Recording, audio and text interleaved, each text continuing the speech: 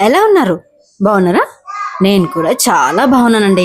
యాక్చువల్‌గా ఈరోజు ఒక విషయం చెప్పడానికని మీ ముందుకొచ్చేసానండి. ఇదేంటో చూసారా? ఇది ఉత్తరేణి ఆకు. కొంతమందికి తెలిసుంటుంది. మరికొంతమందికి తెలిసి ఉండకపోవచ్చు. ఈ ఆకుని మీకెందుకు చూపిస్తున్నానంటే, యాక్చువల్‌గా మెయిన్ పాయింట్ ఇదండి. ఇక్కడ కనిపిస్తుంది కదా! ఉత్తరేణి పళ్ళ పొడి. యాక్చువల్‌గా ఇది పళ్ళు తోముకోవడానికి.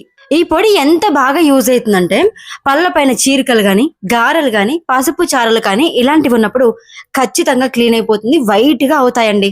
ఇది ఒక ఆయుర్వేద షాప్ నుండి తీసుకొచ్చాం. మామూలుగా అక్కడికి వేరే విషయం కోసం వెళ్ళినప్పుడు అక్కడ ఈ పొడి చూపించాడంట అతడు. ఆల్రెడీ ఇలాంటి డబ్బాలు ఒక 3, 4 కంప్లీట్ అయిపోయాయి. అయ్యో దేవుడా! ఇది ప్రమోషన్ అనుకుంటున్నారా ఏంటి?